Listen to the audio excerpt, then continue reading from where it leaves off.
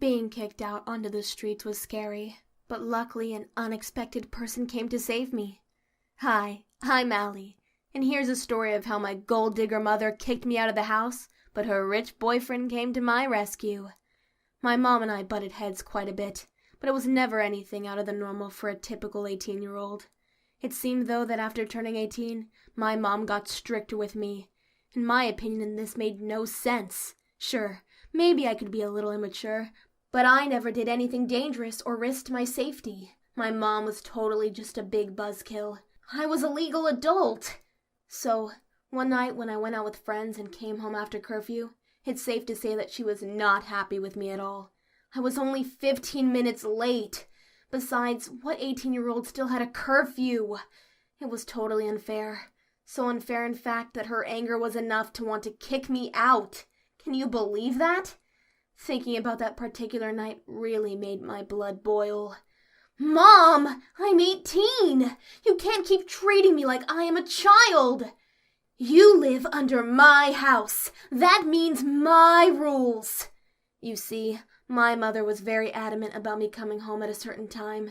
Coming home 15 late past my curfew, I knew that I was probably going to get an earful from my mother. However, I did not think it would enrage her this much. I sighed, and as I tried to calm my mom down, Mom, please, I was not out doing anything crazy, and it was not on purpose. There was a lot of traffic near the shopping plaza. However, for some reason, this seemed to enrage her even more. Great, just my luck. That is just an excuse, Allie. You can't stand to listen to your own mother, can you? Mom, with all due respect, I am trying to listen to you right now, but you won't even listen to me. I do not have to listen to you. Should I remind you who is the parent? I rolled my eyes. What kind of weak argument was that? Enough with the attitude, Allie. Get out of my house. What? I was so confused. Was my own mother really kicking me out? You heard me. Get out, and don't come back until I call you. I really do not want to see your face right now. Fine then, Mother. Maybe when you call me, I just won't come back. I grabbed my purse off the couch and stomped out the front door, making it a point to slam it shut on the way out. Did my mom really kick me out? It was almost 11:30 at night. Where was I going to go? Would she really let me sleep on the streets? Surely this must be some sort of trick to scare me or something. I mean, my mom and I have never argued like this before. Her reaction seemed so over the top, too. As I made my way down the street, I figured I might as well go grab some food with a little bit of cash I had on me. Maybe I would go to the Chinese spot around the corner. Yeah, that sounded good. As my legs carried me down the street, my mind began to run through the scenarios that had just happened. Maybe I shouldn't have argued with her in the first place. We have, however, had worse arguments, and she did not react nearly as bad. Maybe it was that new boyfriend of hers. He was super nice, but he was also filthy, stinking rich. It would be a lie to say that I haven't noticed a slight change in my mother's behavior after she began dating this guy. My mother was by no means poor, but I think dating a man with so much money fueled her ego a little bit. But still, I wasn't sure why that would affect the way she treated me. I was her daughter, for crying out loud. My legs were getting tired, but I saw the little Chinese restaurant a little bit ahead of me. I do have to say, walking alone at night was scary, especially as a young female. I was never usually out late, and if I was, somebody was with me. I entered the restaurant and stepped into line to order. As I was waiting to order, I saw a guy walking past the building that looked familiar. He almost looked like my mom's boyfriend, but it couldn't be him because he was usually at my mom's house by now in the night.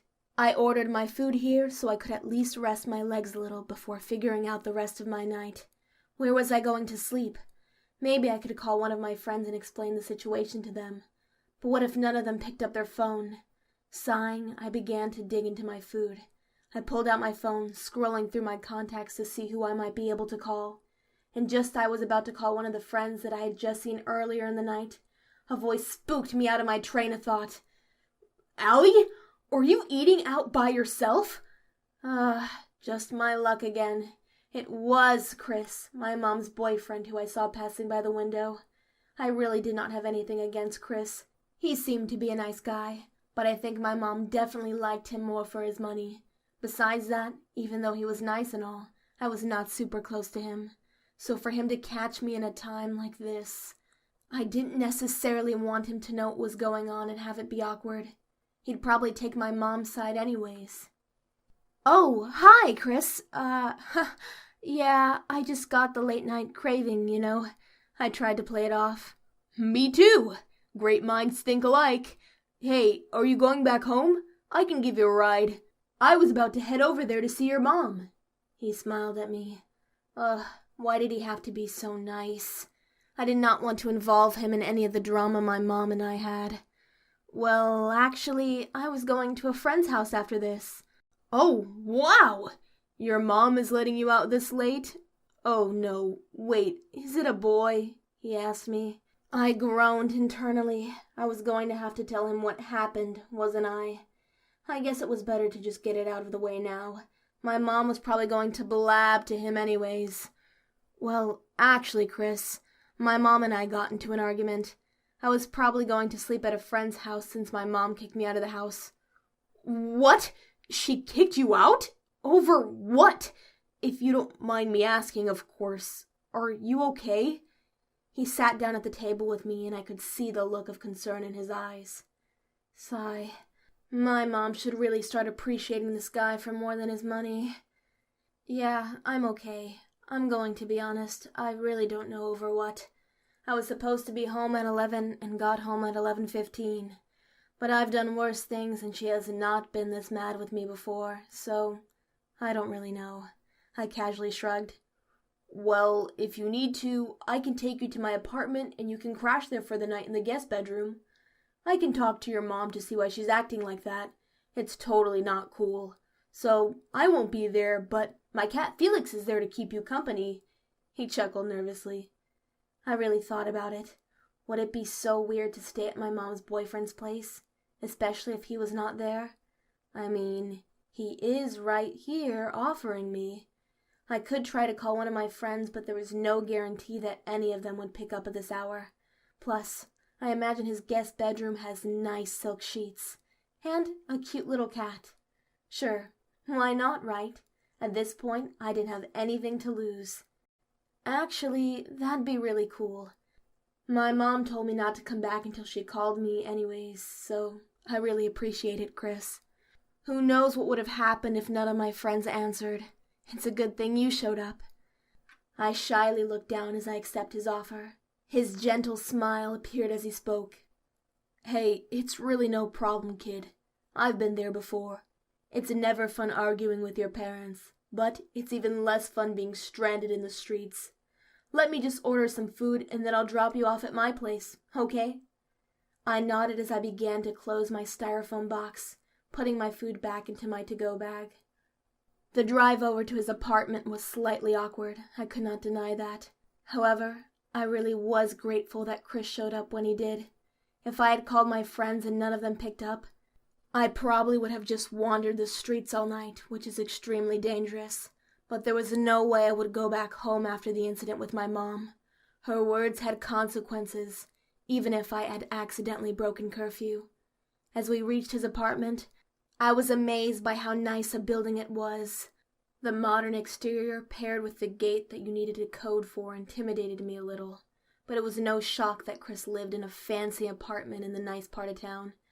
"Okay, here we are. I'll let you in and I'm going to make my way straight to your mom's.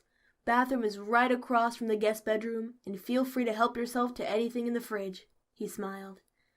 "Thanks again, Chris. You didn't have to do this. I really appreciate you." I genuinely did mean that. Chris really was doing me a favor out of the kindness of his heart, and not just because I was his girlfriend's daughter.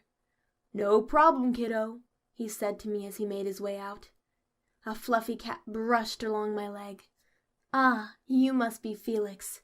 It looks like it's just you and me, buddy. Hopefully your human can talk some sense into my mom." And so about an hour later, I had made my way into the guest bedroom, getting ready for bed.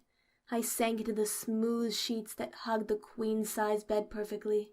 I tuned on the television so I could relax a little. but it wasn't long until I drifted into sleep, unable to stay awake in the big, cozy bed. The next morning, something woke me up. Wow, the sun was already peeking through the windows. I really must have needed some sleep after last night's events. I began to recall the events and ran into Chris. I wonder if he really did talk to my mom.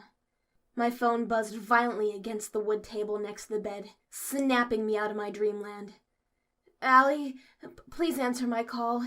You can come home now, Mom." I guess he really did talk to her. Oh boy, I can't wait to hear how she's going to make this up to me.